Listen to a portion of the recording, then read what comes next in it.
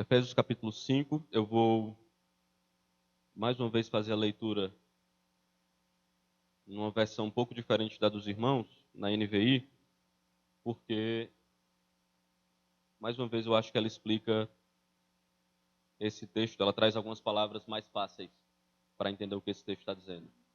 Efésios capítulo 5.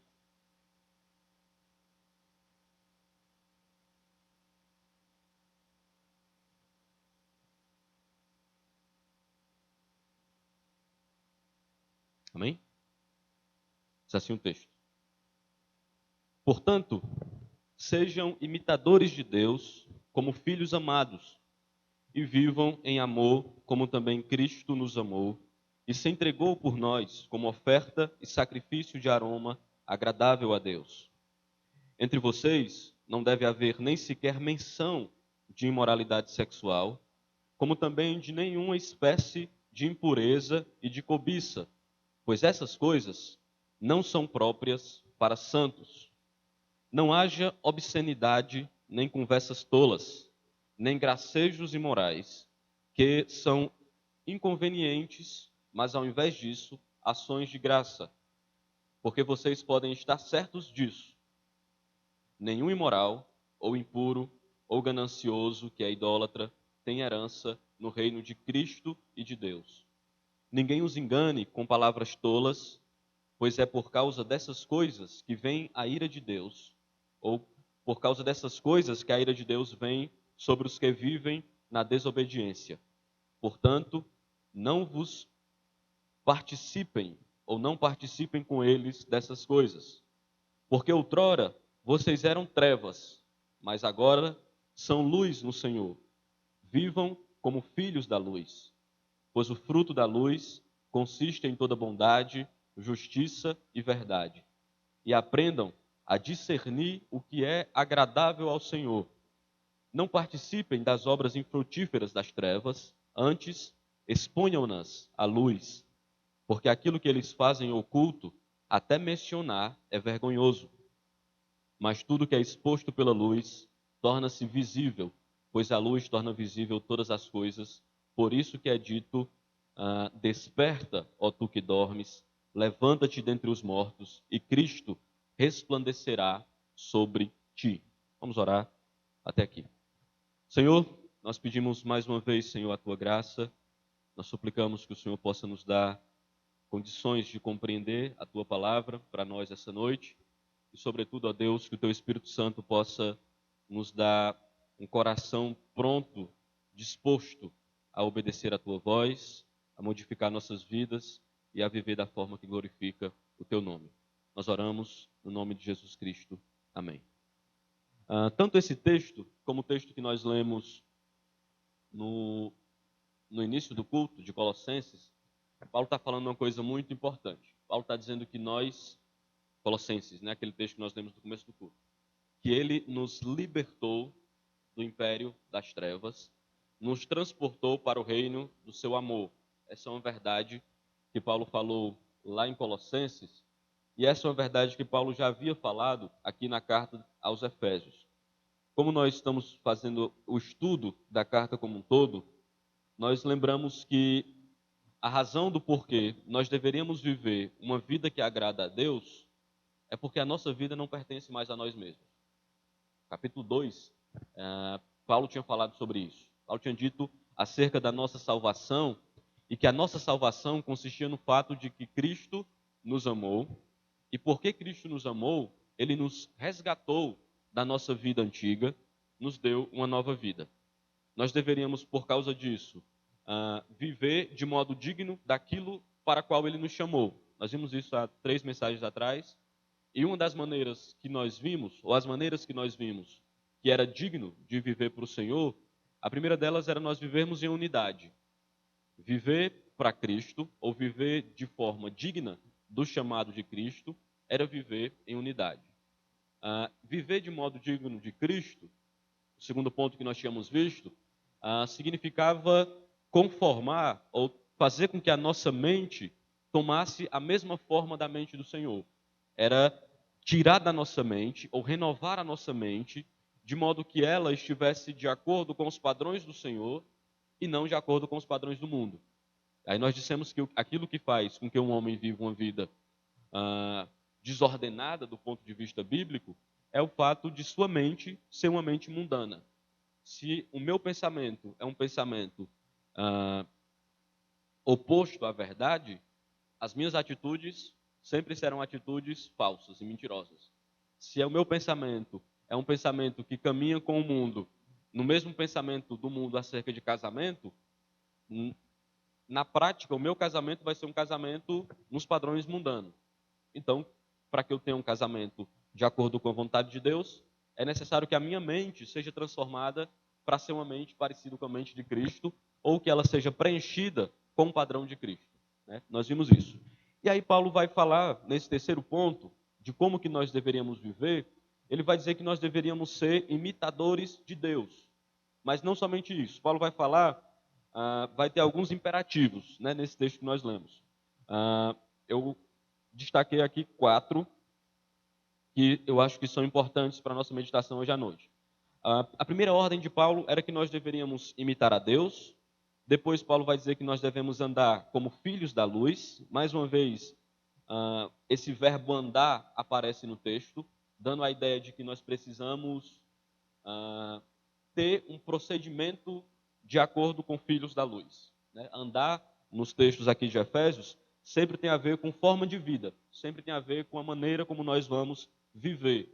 Então, Paulo, desde o capítulo 3, né, desde o final do capítulo 3 até o final da carta, a preocupação de Paulo com os irmãos é: irmãos, como que vai ser a vida de vocês? Essa é a preocupação de Paulo. Né? Os irmãos já estão começando a ficar cansados de tanto eu falar sobre isso. Como que você vai viver? Se você é um crente, você precisa viver como um crente. Se você é um santo, você precisa viver como um santo. Se você é um regenerado, a sua vida precisa ser uma vida regenerada. Porque é impossível que você seja um salvo e a sua vida seja igual à vida de um perdido. Né? Isso não faz sentido dentro do texto bíblico. Então a ideia de Paulo constantemente é andar.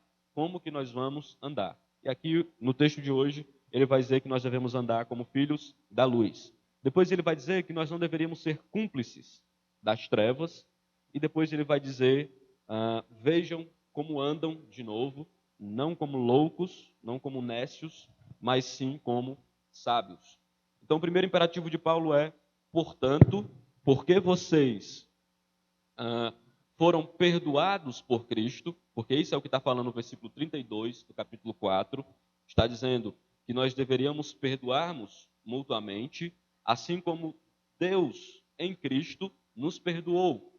Ele está dizendo, olha, porque vocês são perdoados e porque vocês devem fazer a mesma coisa que Cristo fez por vocês, sejam imitadores de Deus.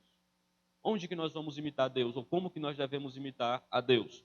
Nós devemos imitar a Deus pelo contexto anterior, perdoando-vos mutuamente, mas nós devemos imitar a Deus também no que vem depois. Vivam em amor, como também Cristo vos amou. Então, a maneira que o crente tem de imitar a Deus, ou uma das maneiras que o crente tem de imitar a Deus, é através do perdão mútuo, da maneira como eles vão se perdoar, e através da maneira como eles vão amar uns aos outros. O padrão que Cristo vai apresentar, ou que Paulo vai apresentar nessa carta, é o padrão de Cristo. Vocês devem amar uns aos outros, vivam, e aqui a ideia de constância, o amor não como uma coisa passageira, o amor não como uma coisa que nós desenvolvemos no nosso meio e daqui a pouco isso desaparece, mas o amor como uma forma de vida. É o amor como uma coisa de que tudo que nós fazemos em amor e por amor. Tudo que nós desenvolvemos no nosso meio e tudo que nós formos realizar deveria ser feito tendo o amor como aquilo que nos conduz, tendo o amor como um fio condutor daquilo que nós vamos desenvolver no nosso meio. Vivam em amor. Que a vida de vocês seja uma vida de amor constante. A ideia de imitar a Deus, que aparece nas Escrituras, eu acho que nesse texto, ela tem o mesmo sentido do que Paulo falou nos versículos anteriores que nós lemos, acerca de ter uma mentalidade de Deus, da transformação da mentalidade. Quando Paulo está falando que nós devemos ser imitadores de Deus, em outras palavras, Paulo está nos lembrando que nós não devemos imitar outros padrões de vida. Existem muitos padrões, existem muitas formas de viver. O mundo nos apresenta muitas maneiras de viver. O mundo nos diz como que nós devemos viver. Mas o padrão que as Escrituras mandam nós fazermos constantemente é o padrão de Deus. Nós deveríamos imitar, não o mundo, nós não deveríamos imitar os homens, mas nós deveríamos ter como alvo de nossas vidas e como padrão dos nossos comportamentos o próprio Deus.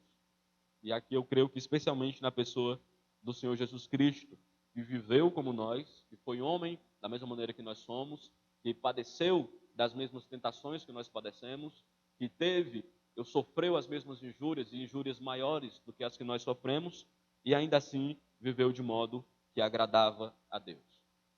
Então, o nosso padrão de estilo de vida não é a cultura da nossa época. O nosso padrão de estilo de vida, quem dita ou quem deveria ditar, não deveria ser a universidade, não deveria ser os filósofos dos nossos dias, não deveriam ser as pessoas à nossa volta, mas o padrão do nosso comportamento deveria ser mapeado, dirigido e conduzido pelo mesmo padrão do Senhor Jesus Cristo. Ser cristão, em outras palavras, é ter Cristo como grande modelo de vida, uma vez que nós entregamos nossa vida para Ele. Existe um elemento de salvação que repercute no elemento de caminhar e de vida constante. Então, de alguma maneira, quando nós dizemos que nos identificamos com Cristo para a salvação, nós nos identificamos com Cristo também para a maneira como nós vamos viver. Ele não é só uma ideia que nós abraçamos, ele é uma pessoa, mas ele é uma pessoa que nos aponta um caminho também para viver. Permanecer em Cristo tem essa ideia, né? De viver em Cristo e de estar de acordo com o que Cristo nos ensina. Então, imitar a Deus é uma espécie de oposição a imitar o mundo. É diferente de imitar o mundo. Paulo vai dar uma razão do porquê nós deveríamos imitar a Deus. E a razão do porquê nós devemos imitar é porque nós somos filhos. Sejam imitadores de Deus como filhos. Imitem a Deus como um filho imita o seu pai. Quem conhece o Mazinho e o Samuel de perto, percebem que comportamentos do Samuel é idêntico a alguns comportamentos do Mazinho. Eu acho que nem eles percebem, mas é muito idêntico. Teve uma época que até o andar do Samuel, assim que eu conheci ele, agora mudou mais, mas até o andar era parecido, né? Porque se inspira. De alguma maneira, quando você convive com alguém, quando você está perto demais de alguém, você acaba pegando trejeitos, fala. A Larissa fala muito igual o Mazinho, às vezes. Você acaba pegando jeitos, fala, maneira de se comportar, maneira de andar, manias, e tudo isso é muito natural. Paulo está usando essa metáfora para dizer assim, da mesma maneira que um filho caminha com o pai e pega trejeitos desse pai e aprende com esse pai a forma de viver, de caminhar, de falar, de se comportar, vocês façam as mesmas coisas. Vocês são filhos de Deus. Vocês foram comprados pelo Senhor e vocês foram adotados pelo Senhor para serem filhos e, portanto, vocês vivam como esses filhos. E não são qualquer tipo de filhos, mas como filhos amados. Filhos que foram lavados pelo amor de Deus, foram alcançados por esse amor, foram abraçados pelo amor do Senhor, de tal modo que o andar de vocês reflita o andar do Pai de vocês. Reflita a maneira como o Pai de vocês caminha. Que os trejeitos de vocês, que as palavras de vocês, quando alguém vê, lembrem o Pai de vocês. Quando alguém enxergar a forma como vocês andam, caminham, falam, que alguém diga, parece com Cristo, parece o jeito que Cristo falava, parece a mesma maneira que Cristo se comportava. Antigamente, assim que eu comecei a namorar com a Larissa, ela me deu um livrinho, era um livretinho bem pequenininho, chamado O que Jesus faria, uma coisa assim, ou o que Jesus faria se estivesse no seu lugar. Acho que era uma coisa nesse sentido. Eu creio que a ideia do texto também é essa. É de que como filhos que imitam a Deus, é o que vocês fariam, ou o que Cristo faria nas situações que vocês estão. Como Cristo agiria diante das mesmas situações que vocês estão vivendo. como Cristo iria resolver os mesmos conflitos que vocês estão vivendo. Imitem a Deus como filhos amados e vivam em amor, como também Cristo nos amou e se entregou por nós, como oferta e sacrifício de aroma agradável a Deus. A maneira como nós imitamos a Deus é andando em amor. O amor com o qual Cristo nos chama a imitar é um tipo de amor em que o padrão é uma entrega total. É uma entrega sem limites, é uma entrega absoluta. Cristo se entregou por nós. E ele se entregou porque ele nos amou. Um amor sacrificial. Um amor que não levou em consideração o seu próprio desejo. O texto que nós lemos, Mazinho leu na semana passada, de Filipenses, o autor fala que ele tem de vós o mesmo sentimento que houve em Cristo Jesus, que sendo Deus, ele tomou a forma de homem e se entregou por nós. A ideia de que nós precisamos ter esse sentimento de amor uns pelos outros, semelhante ao amor de Cristo, que se entregou, negou a si mesmo e deu sua vida por nós.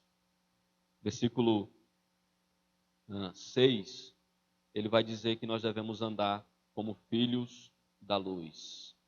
E nós devemos viver como aqueles que não estão mais em trevas. Porque outrora vocês eram trevas, versículo 8, mas agora são luz no Senhor. Vivam como filhos da luz. Andem como aqueles que não mais estão nas trevas. Capítulo 2 de Efésios, ele falou como eram nossas vidas. Vocês estavam mortos em vossos delitos e pecados. Vocês estavam no mundo de trevas. Vocês viviam para vocês mesmos. A vontade de vocês era sempre obscurecida por causa do pecado. Vocês não tinham conhecimento de Deus. Vocês eram afastados de Deus. A ira de Deus estava sobre vocês. Romanos capítulo 3. E aí Paulo vai dizer, vocês não estão mais nessa situação.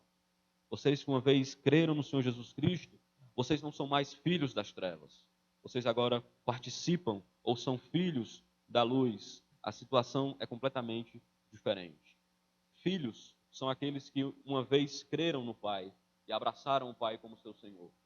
Filhos não é para todos.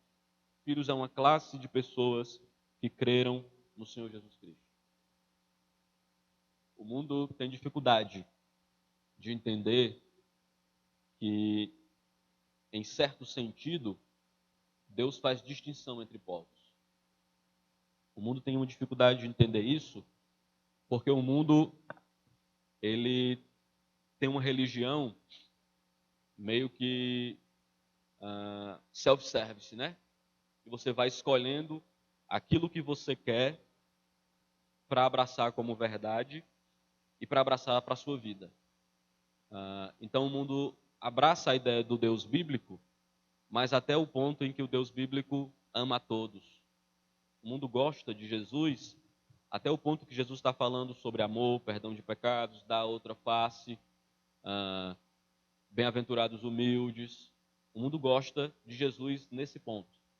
Mas o mundo odeia a ideia de um Deus e a ideia de Jesus Cristo como aquele que olha para os homens, enxerga homens como filhos da luz e homens como filhos das trevas. O mundo não consegue abraçar essa ideia. O mundo odeia o cristianismo porque o cristianismo é um tipo de... é uma religião, ou aponta para uma verdade que diz que só existe um caminho para a salvação e esse caminho é por meio de Jesus. Quando nós dizemos que só existe Jesus Cristo como Salvador, nós estamos dizendo que todas as outras portas para a salvação, elas são mentirosas. Quando nós dizemos que só existe um Redentor, nós estamos com isso negando que possa haver redenção em Buda, negando que possa haver redenção em Maomé, negando que possa haver redenção em Maria, negando que possa haver redenção na ciência, negando que possa haver redenção no próprio homem. O humanismo disse que a redenção do homem é o homem mesmo. É em você que você encontra a solução para o mundo. Nós somos a solução para os nossos problemas. Então, quando nós dizemos que Cristo é a única porta, Cristo é o caminho e Cristo é o meio de quem nós encontramos salvação, nós estamos dizendo que todas essas outras portas são falsas e levam para a perdição. Nós estamos dizendo que Cristo é esse caminho estreito que conduz à vida e que todo o resto é um caminho largo que conduz à perdição. Essa é uma verdade das Escrituras que o mundo não consegue abraçar. O mundo não consegue abraçar porque para o mundo todos, de alguma maneira, têm sua luz. Para o cristianismo e para aquilo que a Bíblia apresenta como a verdade de Deus, só estão em luz aqueles que estão em Cristo. Porque Cristo é a luz que ilumina, de fato. Cristo disse, eu sou a luz do mundo, aquele que me segue não andará em trevas. De modo que todo aquele que não o segue está em trevas. O resultado, então, é que só existe um povo que de fato está na luz. Esse povo é aquele que creu em Jesus Cristo para a salvação. 1 João, capítulo 1.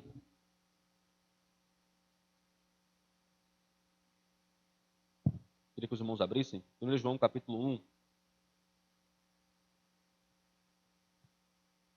O autor vai dizer assim, esta é a mensagem que dele ouvimos e transmitimos a vocês. Deus é luz. Nele não há treva alguma. Se afirmamos que temos comunhão com ele, mas andamos nas trevas, mentimos e não praticamos a verdade. Se, porém, andarmos na luz, como ele está na luz, temos comunhão uns com os outros, e o sangue de Jesus, seu Filho, nos purifica de todo pecado.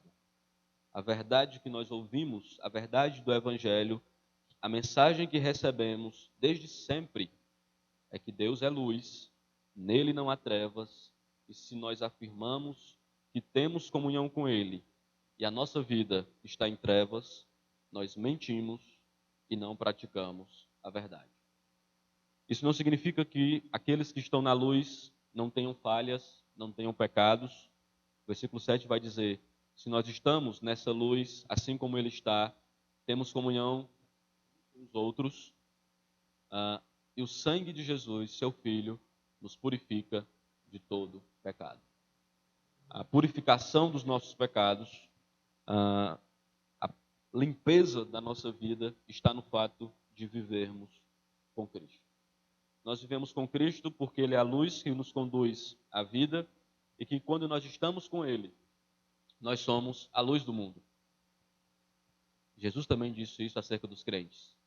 Jesus disse, vocês são a luz, ou vocês são luz e sal, e se essa luz ela é escondida, ela não tem proveito algum. Mas a partir do momento que essa luz é colocada para fora, exposta, ela consegue iluminar. A mesma coisa deveria acontecer com nossas vidas. Se nós somos filhos de Deus, se nós devemos andar como filhos da luz, nós deveríamos brilhar em um mundo de trevas. Nossas vidas, de alguma maneira, deveriam iluminar as pessoas à nossa volta. As nossas vidas deveriam ser como luzeiros, não só para os de fora, mas para os da nossa casa. Não só para os de fora e para os da nossa casa, mas para os irmãos da igreja. Nós deveríamos, de alguma forma, iluminar por onde nós passamos. Como que nós somos filhos da luz? Ou como que nós devemos andar como filhos da luz? Versículo 9, Paulo vai dizer que o fruto da luz consiste em toda bondade, justiça e verdade. Andar como filhos da luz é andar em bondade, é compreender e fazer o bem para aqueles que estão à nossa volta, mas é lembrar também que Deus é bom. E andar em bondade é andar imitando a Cristo. Justiça se opõe a tudo aquilo que é falso, se opõe a tudo aquilo que não procede de Deus, que é justo, e verdade se opõe a todo e qualquer sistema que não proceda do Senhor Deus. Andamos como filhos da luz, vivendo bondade, justiça e verdade. E o segundo lugar, nós andamos como filhos da luz, buscando agradar a Deus. Na versão dos irmãos aparece saber qual é a vontade de Deus, não é isso? Saber qual é a vontade do Senhor. Na versão que eu estou lendo, fala aprendendo a discernir o que é agradável ao Senhor. Então, do que é que esse texto está falando? Que para que nós caminhemos como filhos da luz, nós precisamos saber o que é que Deus se agrada. Nós precisamos ter em mente e ser o alvo da nossa vida, sempre buscar aquilo que agrada ao Senhor Deus. Nós não vivemos para nós mesmos. Nós não vivemos. Dizem que a religião do futuro, ou a tentativa de uma religião que as pessoas pregaram há algum tempo atrás, era de uma religião em que o homem era o centro, em que todas as coisas giravam em torno desse homem, e que se nós falávamos de redenção, nós falávamos de redenção entre os homens e através dos homens, e quando Cristo, por exemplo, falou que ele era o caminho, Cristo estava dando somente um exemplo, e que cada um de nós, assim como Cristo, precisa descobrir qual é o seu caminho. As pessoas, elas pregaram isso durante muito tempo e ainda faz algum sucesso em alguns meios. Mas não é essa a mensagem bíblica. A mensagem bíblica é de um novo nascimento, ou seja, de uma nova vida, mas a mensagem bíblica é também de uma morte, de que com Cristo nós fomos sepultados, de que com Cristo o nosso velho homem morreu, e agora nós não vivemos mais para nós mesmos, mas Cristo vive em nós. Então, a nossa maneira de viver é sempre buscando, ou tendo como alvo, saber o que agrada a Deus. Essa é uma pergunta que deveria estar sempre no coração de cada um de nós que confiamos no Senhor. O que agrada a Deus? Quais das minhas atitudes de fato agradam ao Senhor? Quais das palavras que eu digo de fato glorificam a Deus? Quais são os ensinamentos que eu transmito para os meus filhos que agrada a Deus? De que maneira eu me relaciono com minha esposa que Deus seja glorificado nessa maneira? De que forma eu caminho e ando entre as pessoas do meu trabalho, da igreja, de casa, que agrade a Deus? Essa deveria ser uma preocupação constante de cada crente. Paulo vai dizer, aprendam a discernir, aprendam a compreender qual é a vontade de Deus, ou de compreender aquilo que agrada ao Senhor. É um estilo de vida dentro de um padrão de luz. Viver da maneira que Deus se agrada. Agora, se os irmãos perceberem, eu pulei, né? Do versículo 1 para o versículo 8. E do versículo 3 até o versículo 7, Paulo vai dizer coisas que nós não deveríamos fazer. Nós temos ordens, imitem a Deus e andem como filhos da luz. E nós temos coisas que nós não deveríamos fazer, ou que não deveria ser nomeado no nosso meio. Versículo 3, Paulo vai falar que não seja, ou que não exista, nem menção de algumas coisas no meio de vocês. Que coisas?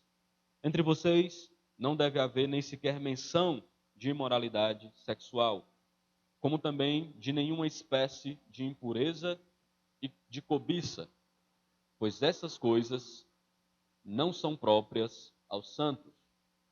A vida de um santo, ou a vida de alguém que foi santificado por Deus, de alguém que foi lavado pelo sangue de Jesus, de alguém que foi regenerado pelo Senhor, de alguém que decidiu morrer para o mundo e viver para Deus, não deveria ser nem mencionado na sua vida, no seu meio, imoralidade sexual. E aqui é uma abrangência, talvez, de vários pecados na área de sexualidade. Cristo não santifica somente a nossa religião. Servir a Cristo, conversão, não significa que eu estou deixando de ir para a missa e para o culto somente.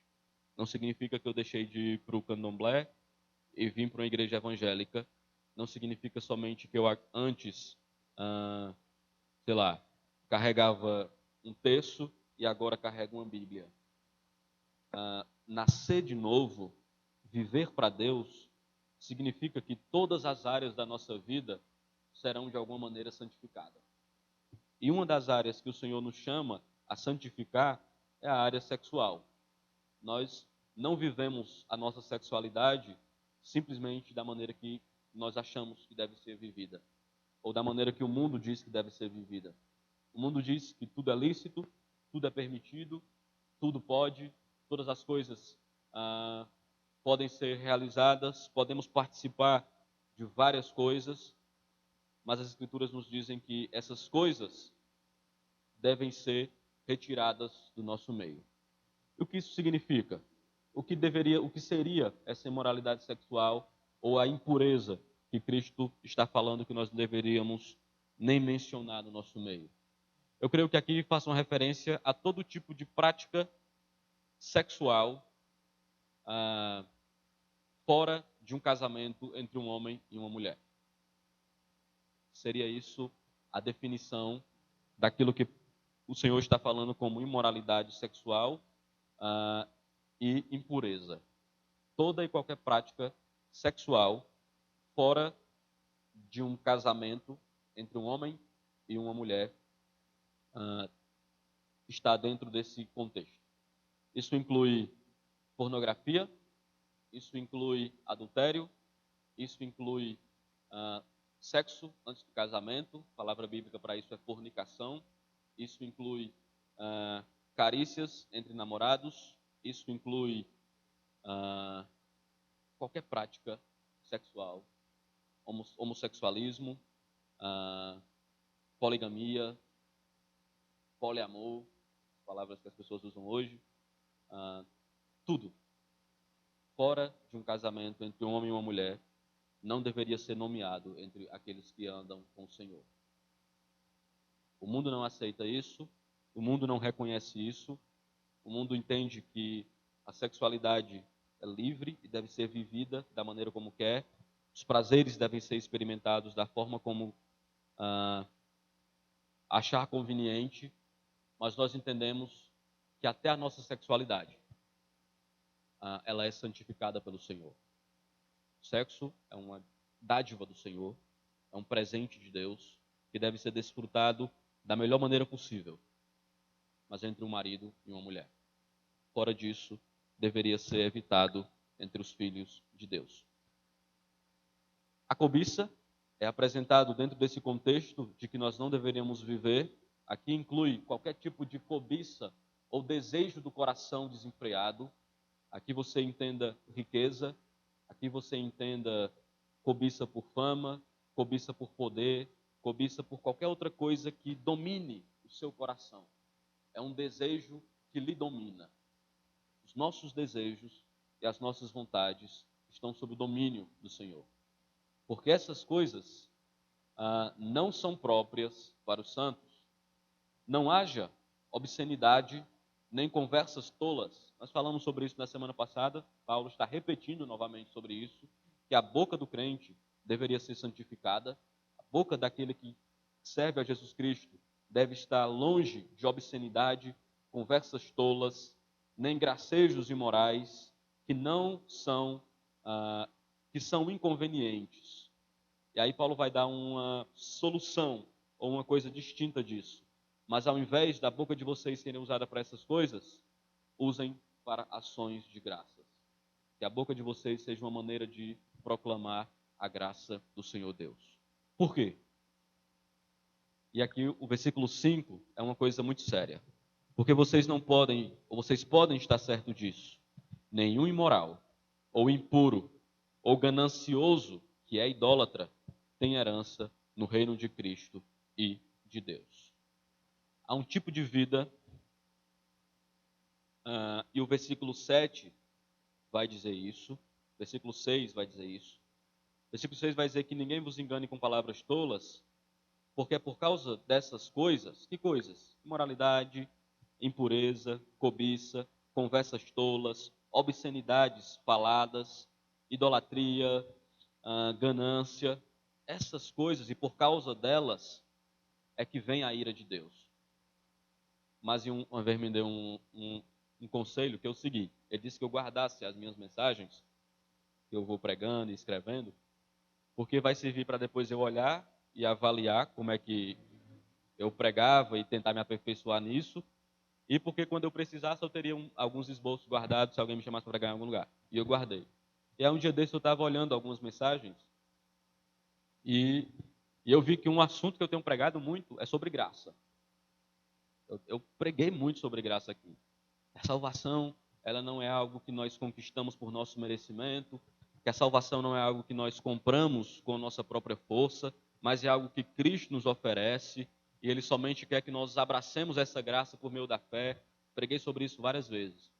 Mas às vezes nós corremos um risco, e eu entendo isso, de usar a graça de Deus como um argumento de que a vida das pessoas elas podem ser vividas de qualquer forma. E Deus não se importa com isso, porque Deus é gracioso, é bondoso e é misericordioso. Mas o texto está nos mostrando que há um tipo de vida que deixa Deus irado. Há um estilo de vida que o Senhor se zanga, que o Senhor olha para essas vidas e para este estilo de caminhar com ira. E o estilo de vida que Deus se ira é um estilo imoral, impuro, ganancioso, e ele vai dizer que a ganância é um tipo de idolatria. Porque nós colocamos as coisas das quais nós desejamos profundamente e que nos dominam no lugar do Senhor. Elas passam a ser o nosso Deus. E esta idolatria, e esta imoralidade, e esta ganância faz com que nós não tenhamos parte no reino de Deus. Faz com que esses homens que amam essas coisas não sejam participantes do reino de Cristo e de Deus, porque Deus se ira contra essas coisas. A ira de Deus está sobre um tipo de vida, ou um tipo de vida, um estilo de vida com o qual os crentes não deveriam se identificar. Por que nós deveríamos fugir dessas coisas? Porque essas coisas classificam ou são como etiquetas de pessoas que estão fora do reino de Cristo, de pessoas sobre quem a ira de Deus está sobre elas. Nós precisamos vencer a idolatria do nosso coração, a imoralidade, a impureza, a ganância, a cobiça e toda sorte de coisas das quais Deus não se agrada. A ira de Deus está sobre os filhos da desobediência. A paciência do Senhor, ela terá inclusive um limite, no qual ele julgará esse mundo perverso e ele julgará os homens que deliberadamente negam a verdade das Escrituras, não o reconhecem como Senhor e Deus e vivem uma vida que desagrada ao Senhor. Por isso ele vai dizer, não sejam cúmplices das trevas. Ao perceberem esse tipo de vida, não participem das obras infrutíferas, versículo 11, das trevas. Nós dissemos que existem dois tipos de pessoas, as que estão na luz e as que estão em trevas. Como que eu reconheço quem está na luz e quem está nas trevas? Através dos frutos que eles apresentam. Os frutos que foram ditos de imoralidade, ganância, cobiça, idolatria e uma série de outras coisas, inclusive obscenidades e conversas tolas, apontam para um homem e para uma mulher que está em trevas. E Paulo vai dizer, não participem dessas obras, porque essas obras são infrutíferas, essas obras não produzem frutos que agradem a Deus, mas ao invés de vocês serem participantes ou cúmplices, na versão de vocês aparece cúmplices, vocês reprovem elas. Vocês exponham essas coisas na luz.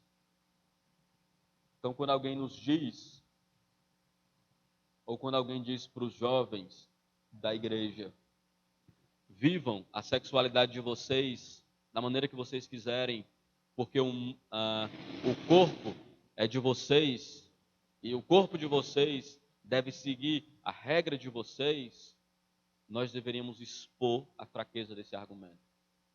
Nós deveríamos expor as trevas que existem nessas palavras. Como que nós expomos as trevas que existem nessas palavras? Através da verdade das Escrituras. apontando para todo aquele que quiser ouvir que a maneira que nós temos para viver uma vida feliz e saudável não é seguindo somente os nossos instintos como animais, porque isso nos torna escravos dos nossos instintos e dos nossos desejos, mas é viver de maneira que nós possamos controlar os nossos impulsos, instintos e desejos, a fim de que esses impulsos, instintos e desejos possam ser vividos de uma maneira plena e satisfatória dentro do meu controle e para a glória de Deus. Nós expomos as obras das trevas apontando a verdade de Deus para aquilo que nos é apresentado.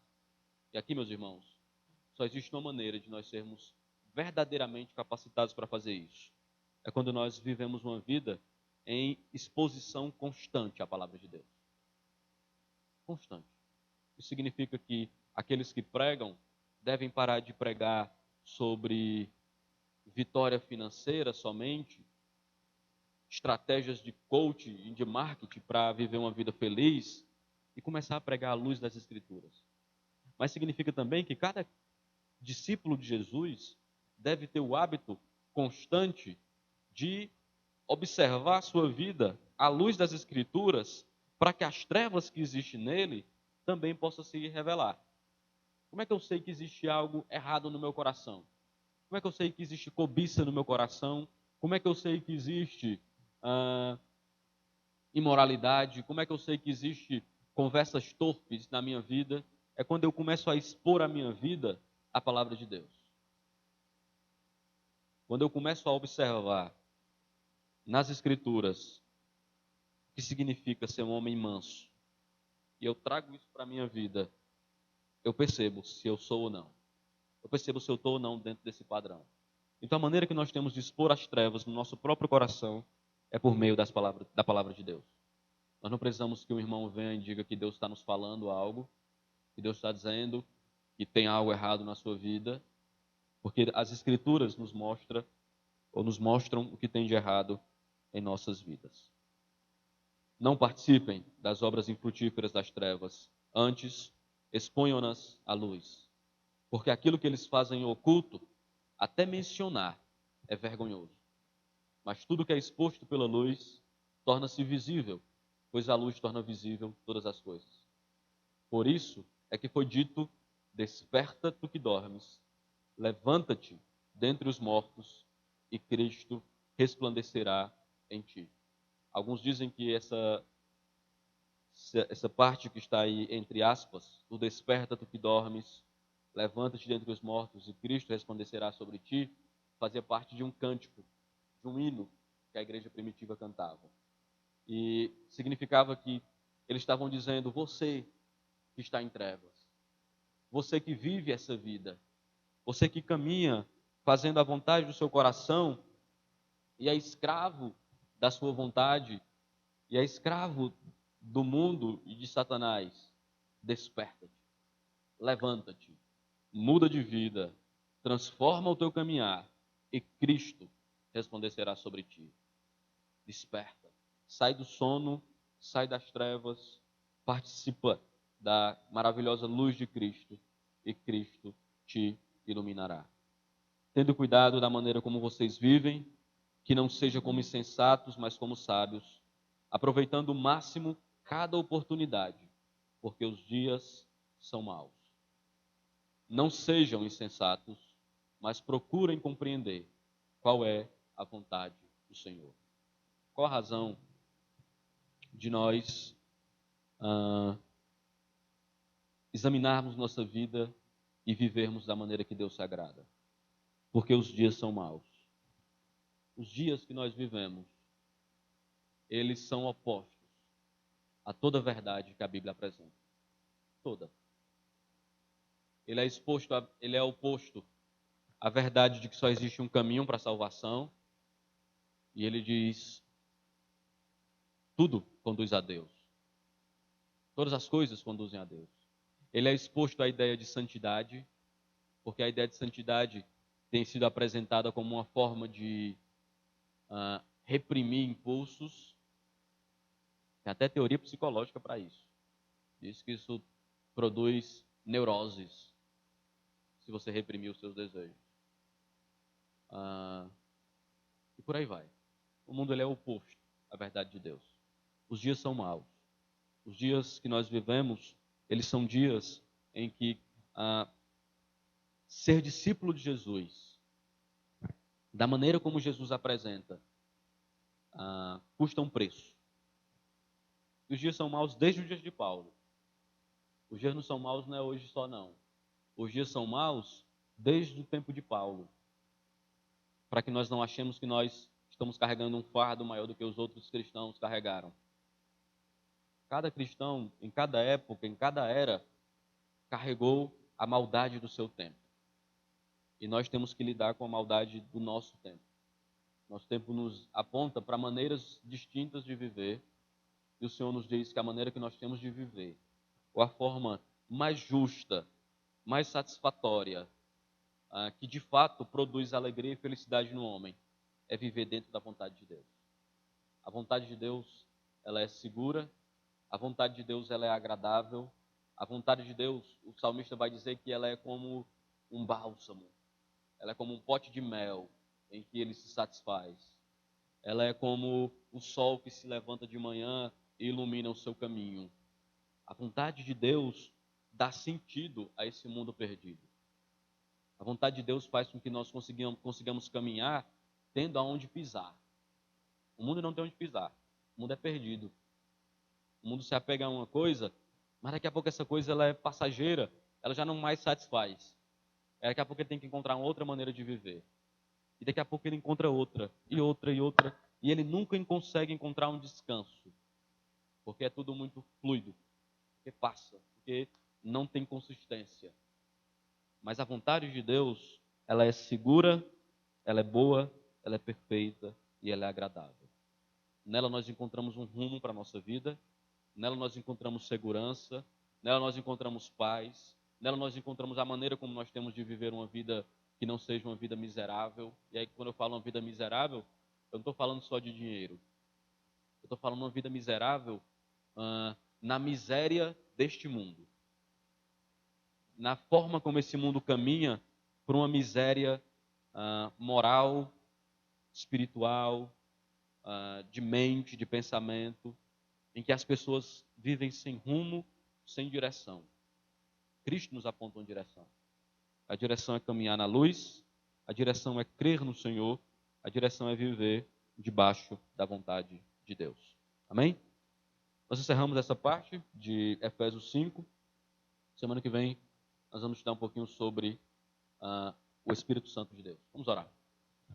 Senhor, nós te damos graças. Obrigado, ó Pai, por tua palavra. Obrigado pela forma como o Senhor nos ensina a caminhar. Que o Senhor nos dê a graça de viver de modo que o Senhor seja exaltado, glorificado, e que em todas as coisas nós possamos glorificar o teu nome, e que em todas as coisas nós possamos ser, Senhor, luz neste mundo e caminharmos como filhos da luz. Nós oramos em nome de Jesus Cristo.